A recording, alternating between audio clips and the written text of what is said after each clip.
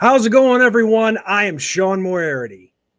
I am Benjamin Walters. Welcome And- into the Two Irish Brothers. Yes, And Sean. you know what this means, Ben? Yep. As you guys all see in the title, this is our season preview. That means the 2025 Notre Dame football season is officially underway for us, and it is the start of our sixth season of doing videos here together. Yep. It is something. And, we've been holding it down on our end. Hope everybody's had a phenomenal summer. The focus shifts, though, to a regular season. And Notre Dame starts off the season with a humdinger. Like week one is just going to be full of action. Like there are three matchups in week one that are just bonkers. And the first one, well, nightcap, but the first one for us is Notre Dame and Miami. And I am so excited. Like we haven't seen Miami in a few years. We know what happened in the Miami game. Like we owe these Hurricanes some revenge. Yeah. So I'm pretty excited. I'm pretty excited to start the season off against the Hurricanes. I'm pretty excited. Yeah, that last matchup was 2017, and yeah, I just prefer to forget it because we didn't. Yes. It was crap that night. A typical Brian Kelly night at the office. I suppose so. I'll say it. It's not a shot. It is not. It is fact. Okay. It is. Shade being thrown. This is straight just facts. That is how things went. And right. We've moved on, but yeah, no, that's a fact. And we owe the Hurricanes. We owe them big time. And the interesting tidbit, because we won't get into like tons of things with each of these games, but the interesting tidbit is that we do see Carson Beck, who we didn't get to see in the Georgia game, and who a lot of our haters said that if he had played, Notre Dame would have lost that game. So now we get that, and going hand in hand with that is the fact that according to analysts and according to everybody in the Miami camp, this is the best Miami team that head coach Mario Cristobal has had in his tenure at the university. So it'll be interesting to see what happens. Very interested to see what happens. Oh, absolutely. And of course, just to back up a second here, we are still in the middle of fall camp. As of 7:00 here Sunday night, Marcus Freeman has not announced who the starting quarterback is. They're still working on that. It sounds like it's a real tough battle, but no, really, everything for the most part seems to be set in place. It's just going to be a matter of who your number one tight end is going to be, I think, and then also who steps in for Charles Jagasaw on the offensive line. Yeah. And then the defense, I think, is going to be stellar. I mean, even without having Xavier Watts and Benjamin Morrison, yep, I think this defense has the potential to be better than it was last year. As crazy as that might sound, which is crazy to think about. Which is absolutely crazy to think about. This defense is taking a step forward, not a step back. Like it's incredible. It's absolutely incredible. I feel like we've taken steps forward on offense rather than steps back. So just absolutely crazy. But yeah, man, like I'm excited.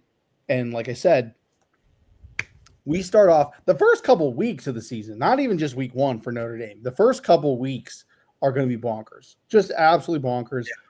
We start off with a bang, though. And we're going to get rocked like a hurricane. No pun intended.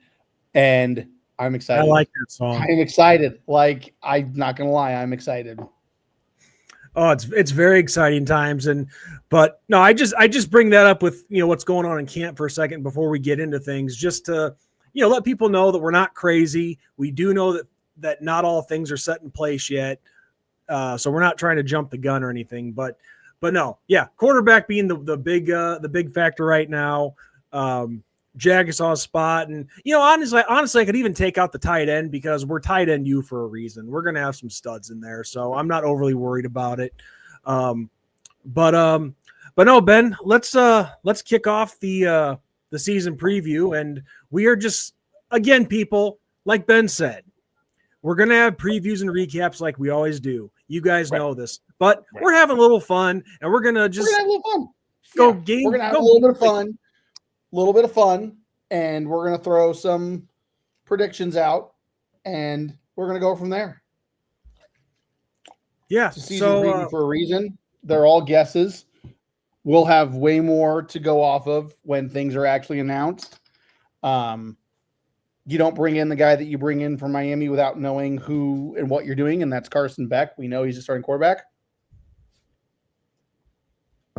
But, yeah, week 1 starts off, we got to be ready to go. Ready to freaking go right off the bat. We're the nightcap. It is the nightcap of the evening, and we got to get it together immediately. There is no hiccups. It is just all systems go immediately. And I'm just going to be straight up honest. I think we beat Miami. I really do. I think it is a close one, but we beat Miami in Miami. That's what I think. Well, when are you, as people know, when are you ever going to think that I'm going to predict us to lose? Yeah. No, I don't have an exact score prediction, but I don't think it's going to be a blowout. Of course not. No. I mean, I'd be stupid to think that about a Miami team that has really improved under Coach Cristobal, a team that fell just short of the playoffs last year. Yep. So they're going to be pissed. It'll be a very hungry team. Yep. I do think it's going to be one of those games where we get an insurance field goal to, add some breathing room. So I think it's I think we have a chance to win this game by 10. Yep. Now are we supposed to be giving exact score predictions here? No, I'm not giving an exact score prediction. I'll say like close, blowout, could be on upset alert. That's how I'm going to approach it. But all right, so let's go to game 2, which is against Texas A&M, right? Another humdinger. It's our home opener. Now Texas A&M, I think the Aggies are going to be the same way as Miami. We came down there and we got the win in their place. Yep. So obviously Coach Elko hasn't forgotten about that. No. So nope. I think it has a potential to be a similar game to Miami. One score to, potentially getting that field goal to give us some breathing room, but we win. Yep. No, I agree. I think both these games are winnable games. Yes. Oh, every game on Notre Dame's schedule are totally winnable games. I feel like there's one team that, we can't win against. But this is the second straight week of a top 25 opponent. This is the second straight week that we are in prime time. The difference is we're at home. And Miami, taking a step back for a second, Miami is really the only big name team that we play on the road this year, which I'm okay with. I am 110% okay with the fact that we're only playing one team that is Miami for the most part on the road. But we can't take A&M lightly. And this is an incredible storyline with Mike Elko and all the history he has with Notre Dame. I think this is another really close game that we eke out. I do. A&M's used to big stadiums. They're used to the noise. They're not going to shy away from it. It'll be a close game, but Notre Dame gets the win. Yep, sounds about right to me. And we just continue on 2-0 to start the season. 2 very good wins against quality opponents. Nothing to scoff at, so I'm excited. All right, the next week we continue host to the Purdue Boilermakers, and I'm just going to say it right off the bat, that one's in the bag. Yes. This is a bottom feeder of the Big Ten this year, according to everybody, analyst-wise and stuff. It will not be close, in my opinion. Notre Dame's going to blow them out. It doesn't matter that we blew them out last year. They can be angry all they want. They stand no chance. An easy coast and great momentum into the next big test on the schedule that is an away game in week 4 against the Arkansas Razorbacks. Yes. This one is going to be far from a blowout. I think this is going to be well, put it this way: is any of you who watch professional wrestling out there and you know Jim Ross, his catchphrase, "This one's going to be a slobber knocker." I think that's what's going to be with Arkansas. This is going to be a battle. This is going to be an absolute battle. Notre Dame wins this game. It's going to be close. Yep. I like this matchup. This is the second SEC team we have on the schedule this season, which is awesome. This is also a game that got canceled because we were originally going to play them in the COVID era of football, and then that ended up getting nixed. So we didn't get to play them, which was a big bummer. It is in Fayetteville. Arkansas is a decent team that could easily beat us. This is an upset alert game for me. And we are the better team on paper, top to bottom, in my opinion, but we cannot take Arkansas lightly. I feel like it is a 2-score win for Notre Dame against a quality Arkansas team. I think so too. And it definitely has that potential to be a 2-score game, but I wouldn't rule it out being a 1-score game. Because listen, this Arkansas Razorback team, yeah, you look at their records that they have and the teams that they haven't beat, but this is a team that will play you to the wire. They will take everything out of you that they can. They make you earn victories. and that's just how their history has been. I mean, this is not a bad football team.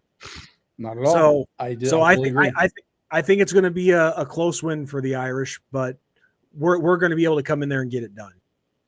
Now, the next week, Ben, is one that, I do wish this had happened a few years earlier, especially with when Jainty was still with them. But the Boise State Broncos come to South Bend, and this is one. Listen, I'm just going with the history of Boise State here, and the history of their upsets and all that. This is what scares me a little bit. This kind of reminds me a little bit of Cincinnati when they came to town. Mm-hmm. Boise State is a team that is very well. They're trap central. Yes, and I don't know a whole lot about the team. I mean, of course, we'll wait till we get to actually previewing and recapping the games and stuff. When that gets into play, and then I'll look more into them. But listen, we have a chance to win this game probably by double digits, but don't underestimate this team. Yep. No, I totally agree. Boise State, this one surprised me only because it is not a primetime matchup. And this is one of the early season matchups that pits two teams that played in the college football playoff against one another. So I'm surprised. It's a 3:30 Eastern, 2:30 Central start time. But Boise State takes a big step back by not having Jainty. But this is a Boise State, like you said, that they've pulled off some incredible upsets over the last decade and a half. And this Boise State team will have Notre Dame on upset alert, like 110%. They are very beatable, and I think we can handle them easily if we play our game and don't let them do what they can do. But we have to be careful with this one. Very, very careful with this one. I think Notre Dame wins by 2 touchdowns. That's my prediction, but a very careful game needs to be played. I agree. At least a 2-score win, but you can't let off the gas. I agree. And also, if you happen to see me glancing over, Ben, it's because I have the Bears and Bills on for preseason. So yeah, there's no way I wasn't going to not have that on. So, all right. So after Boise State, we got NC State, the one game that is on Peacock Network only this year. Peacock game this year. Cue the people who freak out over Peacock. Yeah. Oh no. Pay $6 to watch one game or whatever it is. It's like you should have seen Notre Dame Nation fight of the Irish. The people, you would have thought that okay, you've seen the movie Deep Impact, right? Mm-hmm. Remember when the comet comes in and all the people are looking up at it and they're all scared, and then when it hits, Yeah. the wave comes, they all start running away. That's what it's like when you mention Peacock Yeah. Network to the people online. It's like, Yeah. get a grip, people. Grow the hell up. It's one game. Big freaking whoop. So NC State, you know, I like to think that this is a matchup that we definitely have the edge in. NC State, they're one of those teams where they're usually pretty scrappy, and they played us tough, but they're kind of inconsistent. Like, it's almost like a Jekyll one year and Hyde the next. Does that make sense? Yes. No, I agree. It really just depends on the year for NC State. They have a lot of talent. Like, they're one of those really, really talented ACC teams that either have a really good season that's low key and kind of under the radar, or they just completely implode. So it'll be interesting to see what NC State brings. This is another upset alert game for me, even though it is home and it continues that home game stand that we have of like 3 or 4 games. We beat them easily, in my opinion, but we have to be careful because if we let them in the game at any point of time, then we could be in trouble. Right. I agree. I have this. I have the same thoughts exactly. Our offense puts the pedal to the metal on them. Nothing to worry about. Just don't let off the gas. I know that's a reoccurring theme with me, but it's true. I mean, that's what's hurt us in the past is when we've let the gas off the pedal. We let off on the gas. We let our opponent get back in the game, and it hurts us. Yep. We're going off of the history of Notre Dame in the last decade.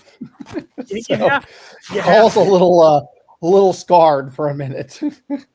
Yeah, exactly. So then comes the big one, in my opinion, after NC State, and that is Southern Cal. A Southern Cal team that could very well be undefeated coming into this game. Okay, this could be a extremely big marquee matchup. And it would be interesting to see what happens with the game, like if it's an ESPN visiting situation in this game, because that could add even more pressure on this game. Game day thing? Right, college game day, because it is a prime time, but it could be both teams are undefeated, because Southern Cal really doesn't have much of a schedule up until the Notre Dame. The only team, in my opinion, that Southern Cal should struggle against before the Notre Dame game is Michigan. So I see a very talented and undefeated Lincoln Riley USC football team come into this that is very angry about what we did to them last year in the Coliseum, and the fact that we're riding a winning streak right now against them. So this makes me very nervous. Now, it's Southern Cal. They're a bunch of babies, and we're going to whoop the shit out of them. Just saying, going to say it right now, and we get this win. So there you go. I'm not gonna say anything less. I'd feel like a traitor if I did. I want to see us whip their ass. I think it has the potential to do that. But I'm not. I'm going to give the devil his due. They're going to be much improved than they were last year. So I'm not giving any devil any due in this situation, because they're about to run scared and cancel this rivalry like the little bitches that they are. So yeah, well, and then of course their X page did ban us. Yeah, so they're softer than the baby's bottom. We're gonna whoop the shit out of them. Yeah, it's USC. To hell with it. Just saying. Why do I just hope to God we don't have to eat that come October. Anyway, next game on the schedule after a bye back on the road. Yeah, back on the road. We have a bye week, and then we're back on the road against Boston College. A nice renewal of the battle for the Emerald Isle Trophy, if you will. So actually, I'm excited. I think it was just the Ireland Trophy. Ireland Trophy? Okay. Yeah, I think that's what it was called. But all I know is I'm just going to say this, Ben. We win that game pretty handily. Yeah. That's my prediction at this point. Yeah, Boston, I can't remember. I thought they had a pretty decent season last year. Let me look. I could be wrong. But yeah, I mean, we're a way more talented football team than they are, just in general.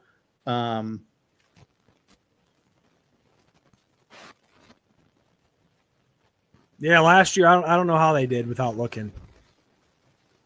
Not too shabby. They're okay. They're up and down. Just kind of glancing at schedules. Yeah, no, we beat them pretty easily. But we got to be careful with Boston College. I mean, it's Boston College. They've shown us in the past that they can play spoiler. But I think we can win this game easily. Yeah, same here. I mean, the last time that we played Boston College, it was in the Snow Bowl that you and I were actually at. We were both at it. Yep. And we shut them out. It was a big old battle. Yep, it was something. It was something like that. 52-0, I do believe. And I'm not saying this is a November game. Could there be snow again? Who knows? Yeah, that'd be funny if there was. But I'm not counting on the snow, but I do count on another big victory for us. Yep. So the week after that, we come back home, host the Navy midshipmen in a primetime game, and of course we all know Navy. They're a very shifty team, if you will. Yes. No pun intended, but it just depends. Because sometimes they've found the right scheme for the Irish at various points. Ask Brian Kelly about that. Ask Charlie Weiss, who was the coach when they beat the 38-year undefeated streak against them, or the winning streak that we had against them. But honestly, I think we figured it out. I don't really see us having a problem with Navy, but you gotta be careful. Yes, you have to. And I mean, especially coming into this year,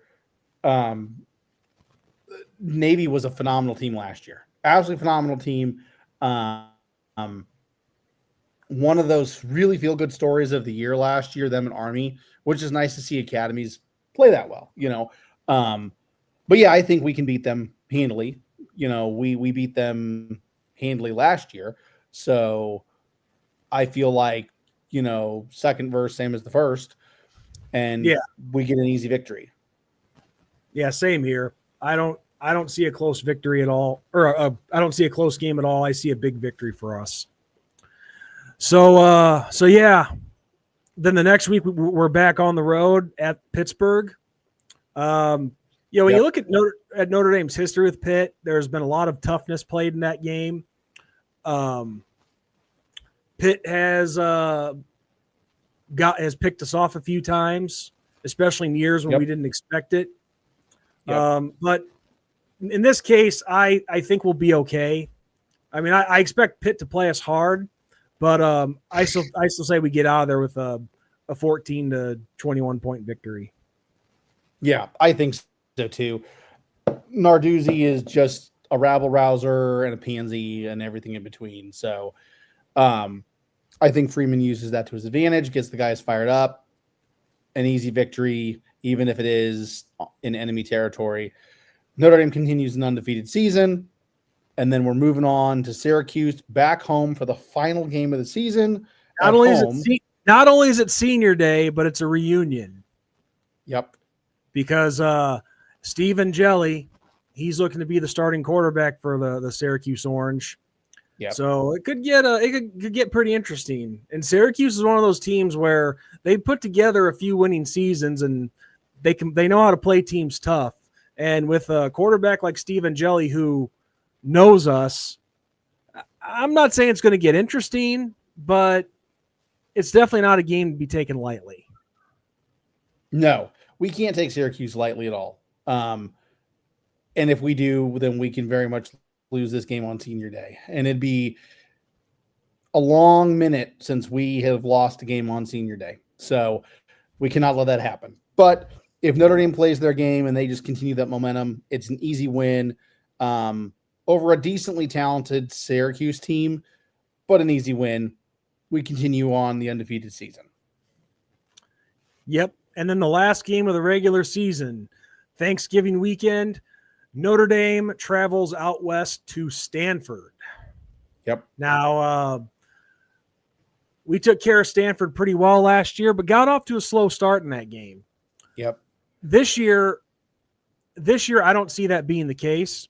I think we just go balls to the wall on them, and well, I think it's going to be just like the last couple of games. We win by at least 17. Yep. I agree. I think that it's a nice little end of the season. We're in Palo Alto, so weather's not really a factor. A nice little tune-up before the college football playoff. We whooped the crap out of Stanford right high into the playoffs, potentially having a bye. And we finish an undefeated season. Now, here's $1 million question, just going with complete hypotheticals here. I know that this is the last year of the contract with the Rose Bowl thing, you know. Mm-hmm. So I don't know if this is going to continue after this, but you know how they've been wanting to, like, in the quarterfinals with those bowl games, you know how they've been wanting to get some team familiarity in there the best they can. Mm-hmm. Like, if it's the Rose Bowl, have a Big Ten team in there, or if it's the Sugar Bowl, have an SEC team in there. You know what I mean?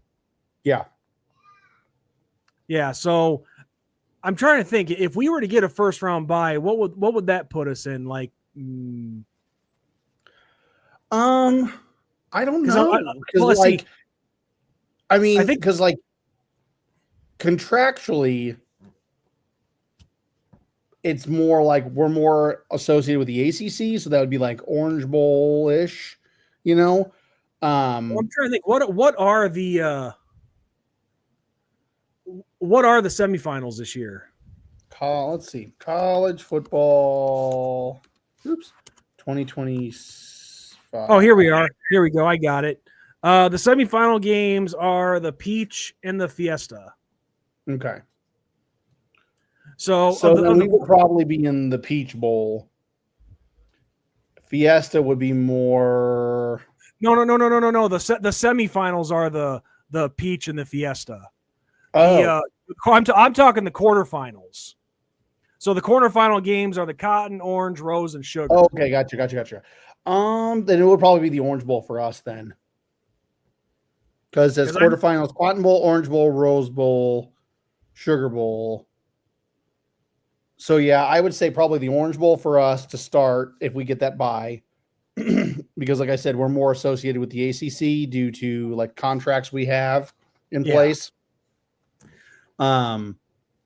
But I think it also would depend on who's there. I mean, if it's a Clemson team, like say that Clemson runs the gauntlet and they're undefeated, you know, and they win the ACC, then I could see Clemson in the Orange Bowl. That makes the most sense. And then us probably in the Cotton Bowl or the Sugar Bowl. Well, that's what I'm saying is the Cotton would come first before the Sugar Bowl, because of the Cotton, we have played in that bowl quite a number of times. Right. So I'd say it would either be Cotton or Orange, followed by Sugar Bowl. Whoever comes out of the Big Ten is going to be in the Rose Bowl. You know, right. So because whoever, I mean, unless they all beat each other up and it's like a 2 or 3 loss champion that doesn't get that bye. But I do believe a champion would get a bye no matter what. So I would say they're in the Rose Bowl, whether it's Ohio State, Southern Cal, Michigan, Penn State, whoever. So yeah, I would say Orange or Cotton for us. And then Sugar would obviously be the SEC champion, whoever that is, whether Georgia, Alabama, you know, whoever. So that's kind of my prediction of that. I was just curious. You know, I would rather host the game in South Bend, which would be awesome because have fun coming to South Bend at that time of year. Exactly. But I do like the fact that it would be one less game. Right.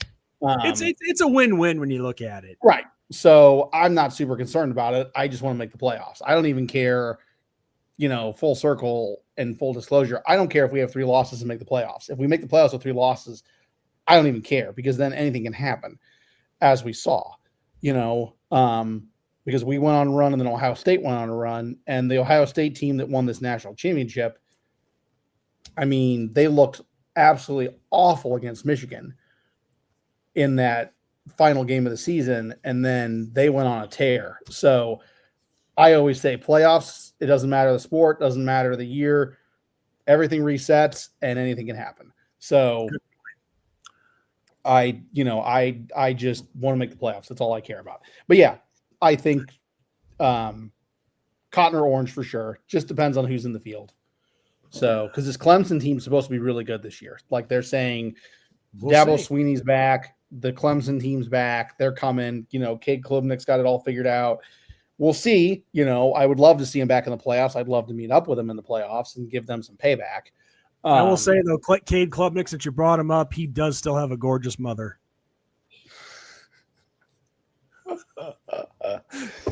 Oh, my well, listen, I think that's a good place to cut it for this first video of the season, Ben.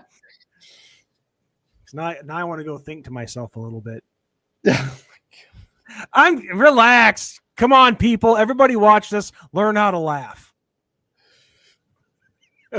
Oh, goodness gracious. Right. So that's how we see this is our very way early predictions for every single game. Yes. Let us know your guys' thoughts in the comment section.